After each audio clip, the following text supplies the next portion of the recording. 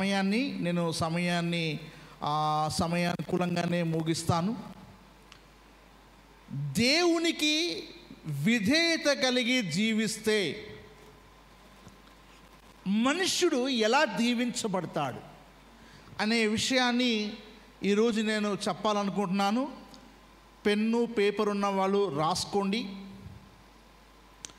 లేదు మాకంతా తెలుసు అని అనుకున్న వాళ్ళు వినండి, ఇంకెందుకులే అనుకున్న వాళ్ళు పడుకోండి. సో నేను మీకు ఈరోజు చెప్పాలనుకుంటుంది ఏంటంటే, ఒక మనిషి దేవునికి ఎప్పుడైతే విధేయత చూపుతాడో ఆ వ్యక్తి స్త్రీ అయినా పురుషుడైనా దాసుడైనా దాసురాలైనా దేవునికి విధేయత చూపాడు కనుక దేవుడు అతన్ని నిశ్చయముగా హెచ్చిస్తాడు.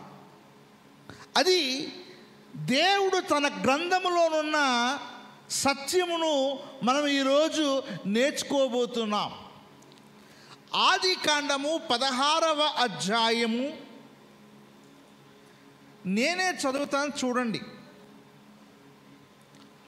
ఆదికాండము 16వ అధ్యాయము మొదటి వచనం నేను చదువుతాను, చూడండి. అబ్రాము భార్య అయిన శారాయి అతనికి పిల్లలు కనలేదు. ఆమెకు హగరు అను ఐగుప్తురాలైన దాసియుండెను. కాగా శారాయి, ఇదిగో నేను పిల్లలు కనకుండా యెహోవా చేసియున్నాడు, నీవు దయచేసి నా దాసితో పొమ్ము, ఒక్కవేళ ఆమె వలన నాకు సంతానము కలగవచ్చునని అబ్రాముతో చెప్పాను. అబ్రాము శారాయి మాట వినెను. మనం ఇక్కడ చదవబడిన లేఖనములో ఉన్న అసలు విషయానికి వద్దాం. ముందుగా ఇది అర్థం కావాలి అంటే ఆదికాండము 12వ అధ్యాయము మొదటి వచనం చదువుదాం. ఆదికాండము 12వ అధ్యాయము మొదటి వచనం. యెహోవా నీవు లేచి నీ దేశము నుండి నీ బంధువుల యొద్ద నుండి నీ తండ్రి ఇంట నుండి బయలుదేరి నేను నీకు చూపించు దేశమునకు వెళ్ళుము అని దేవుడు అబ్రాముతో మాట్లాడాడు. వెంటనే ఏం జరిగింది అంటే 4వ వచనం, యెహోవా అతనితో చెప్పిన ప్రకారము అబ్రాము వెళ్ళెను, లోతు అతనితో కూడా వెళ్ళెను. అబ్రాము హరాను నుండి బయలుదేరినప్పుడు 75 ఏండ్లు ఈడు గలవాడు. అబ్రాము తన భార్య అయిన శారాయిని తన సహోదరుని కుమారుడైన లోతును హారానులో తాను వారును ఆర్జించిన యావదాస్తిని వారు సంపాదించిన సమస్తమైన వారిని తీసుకొని కనాను దేశమునకు వెళ్ళుటకు బయలుదేరి కనాను దేశమునకు వచ్చిరి.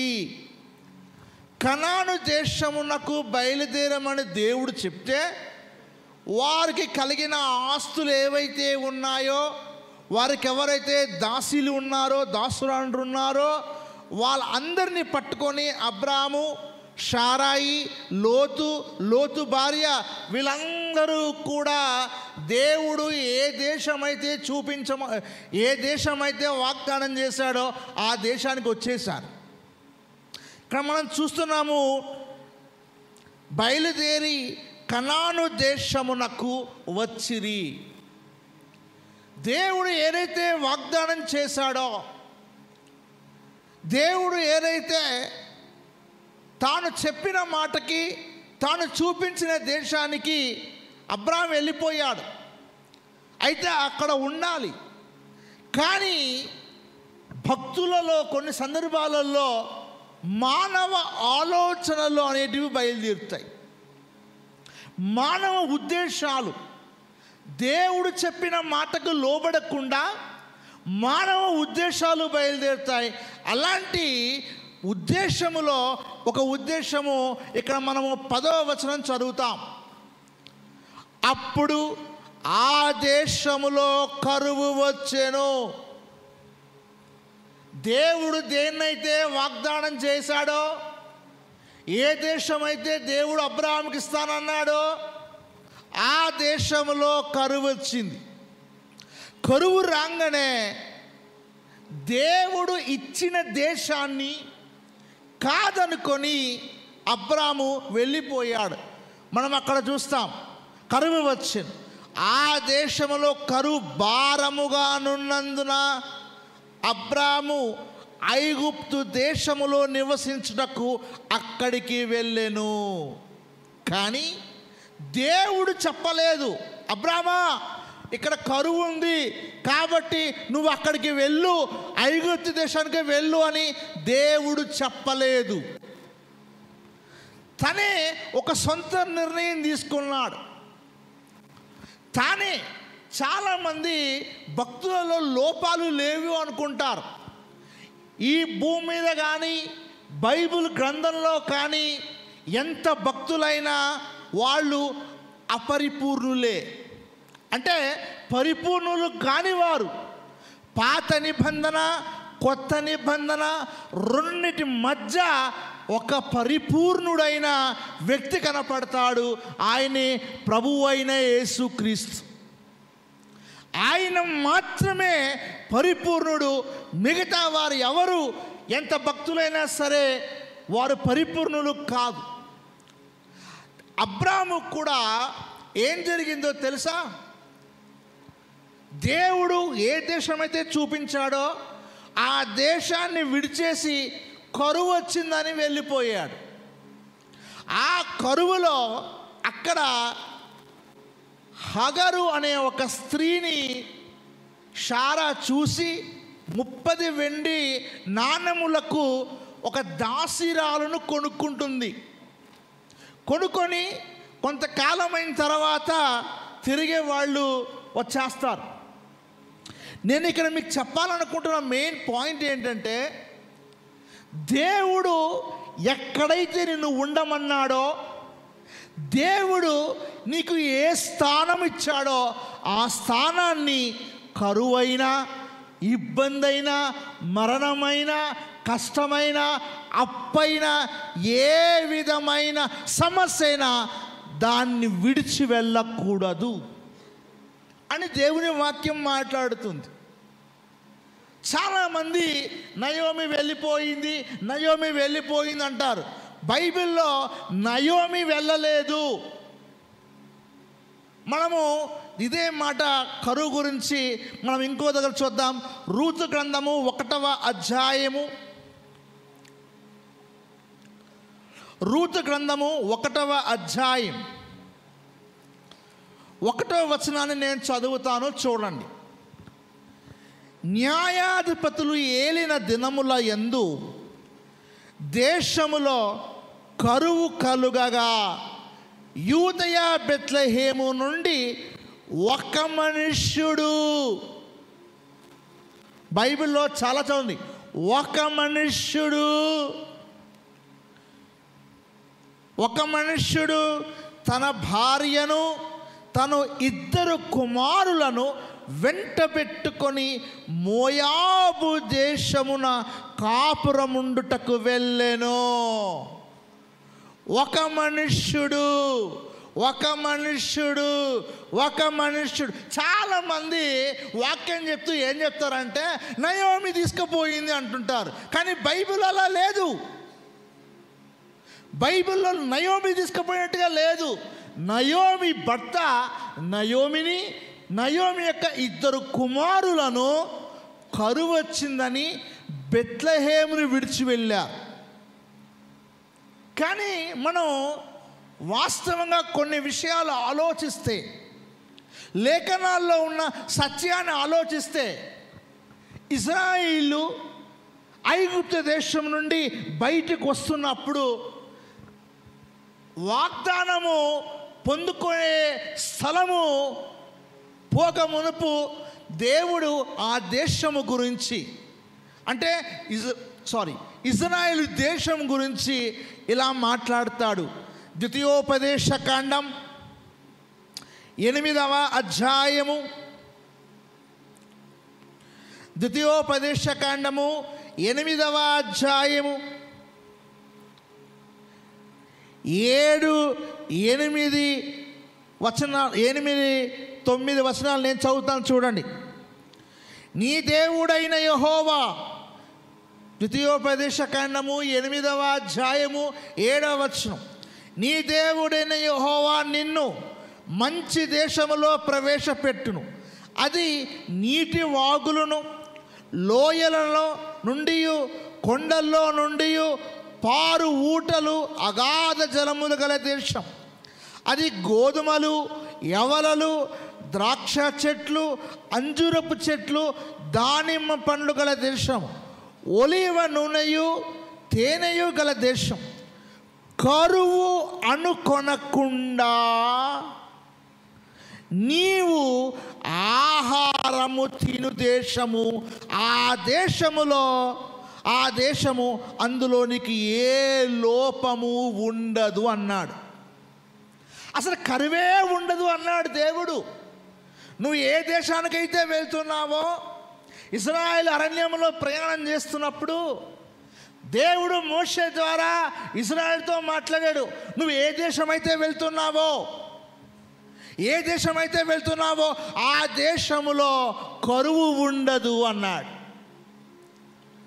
కరువు ఉండదు అన్న దేవుడు కరువు వచ్చింది. ఎందుకు వచ్చింది అంటే పై వచనంలో చూస్తే, నీ దేవుడైన యెహోవా ఆజ్ఞలు గైకొనవలెను. నీ దేవుడైన యెహోవా ఆజ్ఞలు గైకొనవలెను. గైకొంటే ఆ ప్రాంతంలో అసలు కరువే ఉండదు అని దేవుడు వాగ్దానం చేశాడు. కానీ మనము రూతు గ్రంథంలో చదువుతాము, న్యాయాధిపతుల కాలములలో కరువు వచ్చింది. ఎందుకు కరువు వచ్చింది అంటే, మనము న్యాయాధిపతులు చివరి అధ్యాయము 21వ అధ్యాయము, న్యాయాధిపతుల గ్రంథము 21వ అధ్యాయము 25వ వచనం చదువుదాం. ఆ దినములలో ఇశ్రాయేలుకు రాజు లేడు, ప్రతి వాడును తన ఇష్టానుసారముగా ప్రవర్తించుచూ వచ్చెను.